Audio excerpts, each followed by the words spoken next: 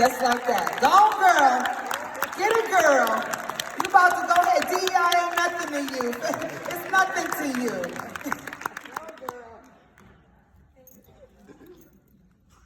Good morning, everyone. Good morning. I am Heather Hale. I am a daughter, I am a sister, I'm a cousin, I'm an aunt, and much more. And like you all, I also have a story. So by a show of hands, just curious, how many of you all know about the 1090 rule? Has anybody heard of it, the 1090 rule?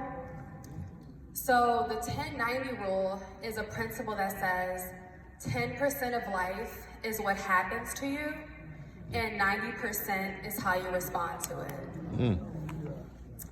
And my parents have instilled that principle in me since such a long time ago, since I was just a little baby.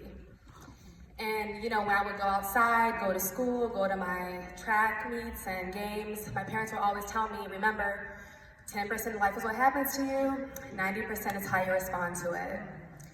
And little did I know that principle of the 1090 rule was going to be the leading principle for me throughout my adulthood. And specifically, in 2013 is when I left Williamsville. I left Williamsville to move to Virginia to go to college. And I was a student athlete, so I was getting physicals done to make sure I was in tip-top shape to join the track team in college. And I was also planning on majoring in criminology. So I had everything planned in my mind. I was going to be a great track athlete in college. I was going to, hopefully join the federal government, go to law school. I had it all planned out. But what I did not have planned out was what was to come the following months of just becoming a freshman in college. It was towards the fall time of 2013 when I really started to not feel like myself. I started to feel lumps on me. I started to get really itchy. I started to get super tired and unmotivated and just all the feelings of knowing that something's not right. And so during that time, I was on the track team, so that worked out. But I noticed that physically, I wasn't really able to move how I usually could move, especially since I just got a whole physical done. I was cleared to go. And so I talked to my dad about it, and he gave me some advice on what to do since he worked in the medical field. And then I also talked to some of my personal trainers about it, who were on the track team. And at first they were like, okay, well, I know you're coughing a lot, so you might have bronchitis. How about we just give you an inhaler? And that coughing did not stop.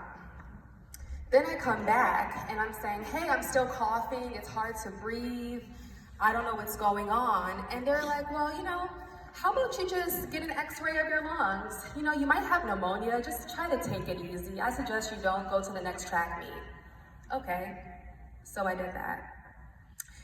And I remember I was in class and I was just sitting in class listening to the professor, and I get a call on my phone and I answer in the middle of class. Something just told me to answer it. And it was the hospital that called me, and they were like, can you go somewhere quiet, like we have results to tell you. And so I stepped out of class and they said, you need to go to the hospital right now. Like, you need to hear these results.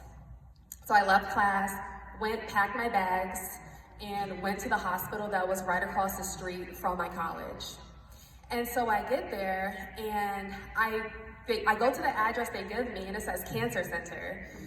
And I'm thinking, as an 18-year-old at this time, out of state, I'm like, what am I doing here? What is this about?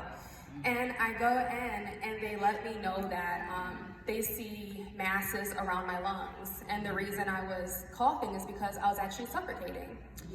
And that made a lot of sense, but was still so surprising to me at the same time. And so they were like, my doctors were like, well, you know what? You need to go to a hospital right away because this is serious. And so after I transitioned to the next hospital, which was in the same medical district of the cancer center I was at, I was sitting in this hospital room all by myself, and the doctor came in, and I asked her, you know, what is going on? Why am I here? And she looked me right in my eyes as an 18-year-old and said, you have cancer. And I was like, what do you mean? Like, I just got a physical a couple months ago. What do you mean I have cancer? And she said, no, you have cancer. And I said, well, what kind? And she said, you have Hodgkin's lymphoma. You have lymphoma. And I said, can I die? And she said, yes. And then I said, am I gonna be bald? And she said, yes. And I was just like, okay, like, how do I tell my parents? How do I tell my professors, my friends I just made? Total shock, was not expecting any of that.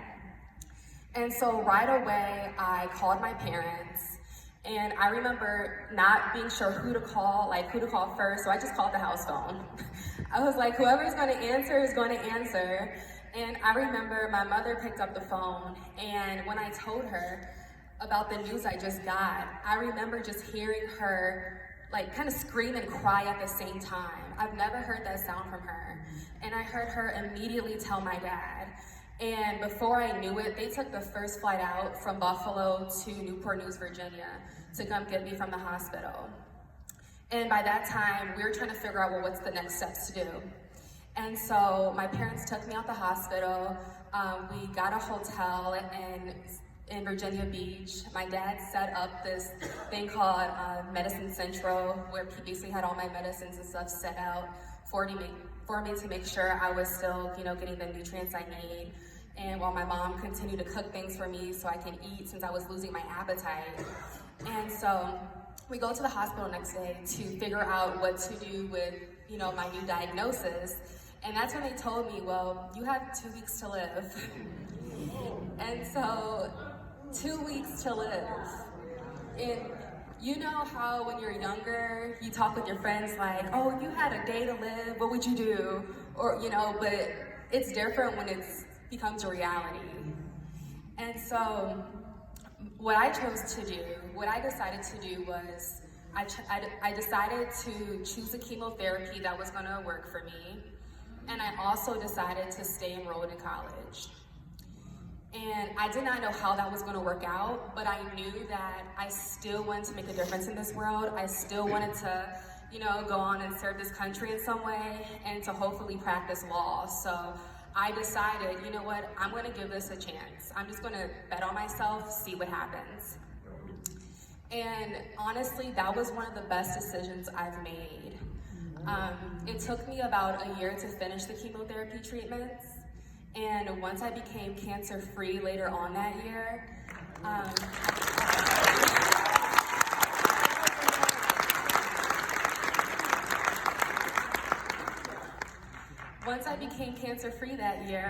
I knew that I wanted an additional sisterhood. I wanted that support.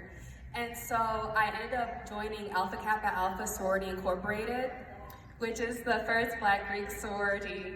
And that was such a game changer for me because I was able to meet a lot of smart Black women who I could surround myself with to help uplift me. In addition to that, I remember that I was thinking, okay, well, here's the time I can really, you know, dive into become successful right now and just think about how to plan my future professionally. And I remember a few special agents from the FBI came to my college to speak at a seminar. And when I went to the seminar, they had a whole presentation of the qualifications to join the FBI. And I remember it said you have to take a polygraph, to go through the drug test, a full background, so many factors listed. And so after I saw that, I was like, oh, no, never mind. I'm not gonna be able to join the FBI. That's way too much. And so I ended up graduating college in good standing, right on time, went to grad school. And in grad school, after I finished with a 4.0 the first semester, I realized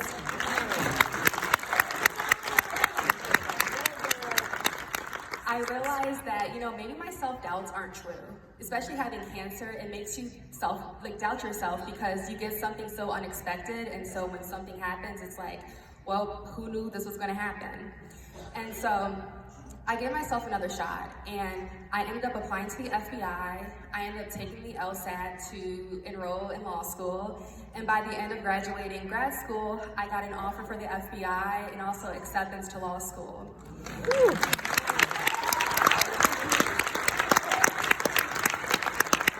And so now, moving forward today, I've been working in the FBI for over 5 years. In May, I graduate from law school and I will be a lawyer.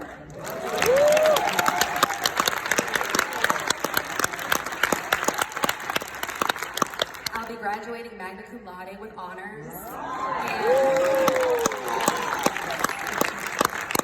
And I'm saying all this to say that, you know, you have to be an advocate for yourself and try not to doubt yourself. And earlier in this presentation, I mentioned how, just like you, I have a story. And the only difference between me and you right now is that I'm on a platform to tell my story. But I know a lot of you also have stories of your own.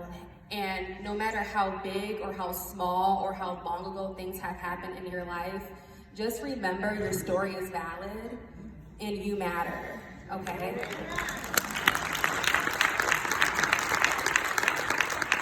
And just please remember the 10-90 rules the next time something happens to you. 10% of life is what happens to you, and 90% is how you respond to it. Thank you.